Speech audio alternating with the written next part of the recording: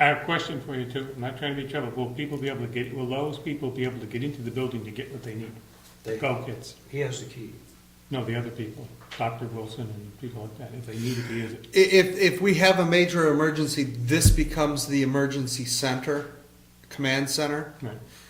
and we will be manning it. So Right. yes, Yep, there okay. will be access, because at least one of us will have to be here to man the emergency center, because that would mean that building will be open as well. Yep.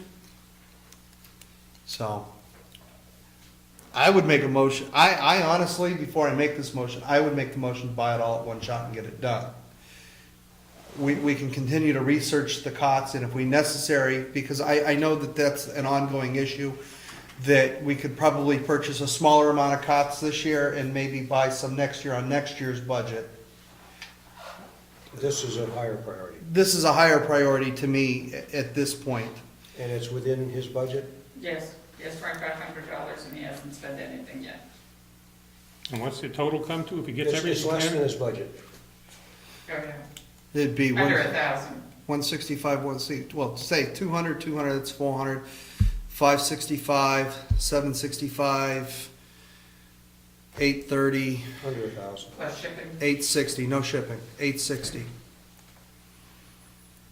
And then both buildings are set for their emergency medical supplies. And now we can maintain up to about 70 people if we had to, with minor cuts, abrasions, and bumps and bruises and things like that.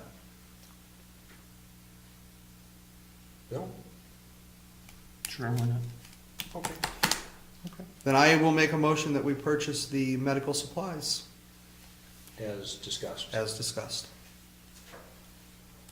And Brad's worked with you on this, so he's aware of all. Absolutely, he is. I second. Okay. You second it? Yes, I'll I- second it. Okay. All those in favor say aye. Aye. Oh, can I ask a follow-up question on that? Sure, Something- Absolutely. Nothing to do with that particular product, but I began to think of, should we have an emergency? I mean, we're talking about those bathrooms next door. We've always talked about fixing them and whatever you do. And I wondered, should be played into the looking when they look at that building for historic purposes and what needs to be done or everything. I'm wondering if the back corner, the far end, the hose where it juts, the two buildings join. The school. Yes, where the school is. Whether a bathroom and a shower should be added. Because if you're near something, a shower would be something that if somebody didn't have running water and there were issues, I would think a shower might be something that would be something to consider. And rather than try to reconfigure everything we have, if historically could be done, have a separate building, that you would enter from the schoolhouse, but it would be an add-on little, 10 by 10 area, whatever it would be. And that might be able to alleviate the ADA compliance. Not that we are out of compliance because we're grandfathered with our bathrooms the way they are, but we are looking to accommodate ADA issues. And any new building, any new bathroom that we built would have to be ADA compliant. Right. So But I think that would be something to look into, if it could be done. Right. this would be something for next March's town meeting after we get the Heritage Commission's report. That's what And we see, talked about. and see, that would be, it would also be determined by whether or not that we are going to try to restore the schoolroom to a historical fact, to a historical record, or if we are just going to fix that and utilize the space in a more updated way. And if that's the case, then adding a bathroom back in that on the schoolhouse section, I don't think would change the historical value of the main building. Yeah. It's just something that I thought of the other night. I said, wow, here's something to think about. A handicapped access bathroom with a shower to boot. We have talked to them definitely about the handicap access bathroom, and we've talked to them about uses for the schoolhouse as it sits either. And it sounds like most of their suggestions will not be to maintain it historically, but probably to get it back to where it needs to be repair-wise, and then see what the town town wants to use it for. The townspeople want to use it for. Yeah, just throw that, okay. Okay? And for feedback from Brad, I believe our fire extinguishers need to have an inspection and sign off. They also need to shake them up, because that helps, that Yeah, stuff they from getting packed down. Turned it down and around. Anything else for emergency management? Oh, that's it. School district, press release, dated yesterday, for the Governor Wentworth School District. Topic, student school calendar for 2011-2012. The addition renovation project at the Kingswood Complex continues to make progress at a rapid pace. North Branch Construction has assigned 3 site superintendents to the project, overseeing nearly 300 workers on most days. The job schedule is designed to get the site in safe condition for use by staff and students, along with enough classrooms to open school on September 6th. However, unforeseen conditions in the existing high school structure have had a negative impact on the work schedule. Specifically, an asbestos ceiling hidden behind an existing non-asbestos ceiling in the cafeteria, and the discovery of cement block walls that required steel seismic bracing above the abated asbestos ceilings were both found during the demolition phase. There was no reinforcement in that building for an earthquake. The walls would have come tumbling down. We're having to put in seismic bracing in the high school. Both of these unforeseen issues pose a significant danger to building occupants and require a comprehensive remediation that put the project 2 weeks behind schedule. Extended summer vacation. Hang on. What grade? What grade? Not high school, Then you're, middle school. well, unfortunately. Consequently, a modification of the school calendar for all students grades 7 through 12 became necessary. Students in kindergarten through 6 will not be impacted by the calendar changes for the older students. You don't know how much I hate to be reading this. Instead of September 6th, students in grades 7 through 12 will be in classes on Monday, September 22nd. Oh my gosh. They wanted 3 weeks. September 22nd? This is just 2 weeks. They had wanted, That's a construction thing, 2 weeks, 2 weeks, 2 weeks. anyway. The 9 missed days in September will be made up on the following days: October 10th, I'm gonna give you a copy. Yeah, give me. November 21st and 22nd, June 15th, 18th, 19th, 20th, 21st, and 22nd. Makeup days for inclement weather will continue to take place on Saturdays. The specific days set aside are January 14th, February 11th, March 17th, April 14th, and May 19th. The elementary school calendar will remain as was previously published.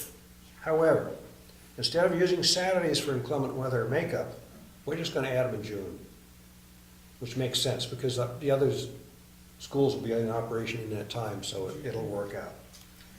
And that's, I have the calendars here, but So when is the end date for this year, this coming year? When are they getting out of school this coming year? June 22nd. They're not getting out, they're just.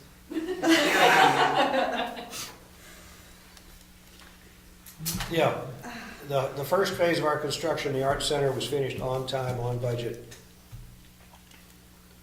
And unfortunately, the seismic bracing and the asbestos abatement, which we have no control over.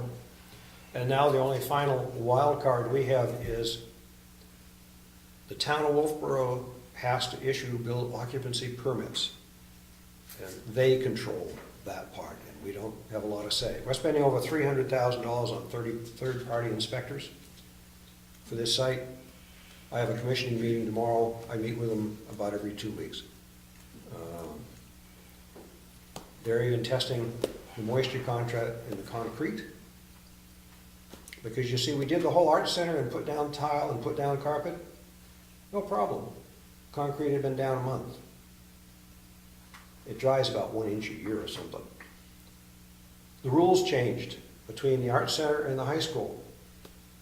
Now they're saying, because of the moisture content, we will not certify anything in carpet or tile, in any way, shape, manner, or form.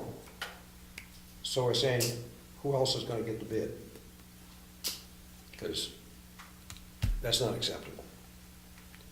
If it fails due to moisture, we can live with that. But, you know, if it wears out, they're on the hook. And so this is an issue we're running through legal. The joys. Any questions on that? I was in a school, Yes. Granite State News tomorrow will have the full, or Thursday will have the full story. I was in a school as a principal where we had an issue with carpeting on a slab. And it was an issue of not being, with the moisture, it was an issue. We had to replace everything with carpets rolling and Yeah, buckling. we've had absolutely no problem in the art center despite, Mhm. Well, the art center has all its heating and cooling in the floor, right? Yep. And that's gonna help it a lot. That's true. Mhm. Well, it's in the floor, in the lobby, the hallways, and the classrooms. The actual performing center is all air handlers. Right, but I mean, that is Moisture going to help, control, moisture that will help it a lot. Oh, yeah. Concrete, a concrete slab will wick moisture from the ground up into a building 10 years after it's been poured. You can go in houses that have been poured, that have basements that were poured back in the 70s, and they're still wicking. Look for the white chalky substance on the concrete walls. That's water wicking through and coming through the concrete. Unless they put a solid moisture barrier on the outside walls and underneath that's where they poured the slab, you're going to continually get some type of moisture wicking. And usually it is, not negotiable, but, Negated? yeah, it's able to handle it. I'm losing my words today. But when you start putting heat in the floor, that changes how the moisture actually comes out of the floor. Oh, yeah. Big- So, Okay. Tom? I didn't hear anything mentioned about more money to do this work. No. They're gonna do it for the same. It's gonna cost extra. We have monies set aside. North Branch Construction has $400,000 that we've given them for things that come up. We have some money set aside for things that come up. I have principals in my schools who come in almost every day saying, well, gee, it would be nice to have this and nice to have that. And so we sometimes have to just say, no, that's not doable. And some, we don't really have a choice. We have to spend it, like we just ran into some more ledge by the front of the building. damn That costs extra. We have set monies aside at this time. But the extra work shouldn't cost the taxpayers too Well, much more. it's in the monies that were authorized for expenditure. Yeah, they always put a reserve, when the bids go out and they do all this, there's always an unforeseen reserve that's in place.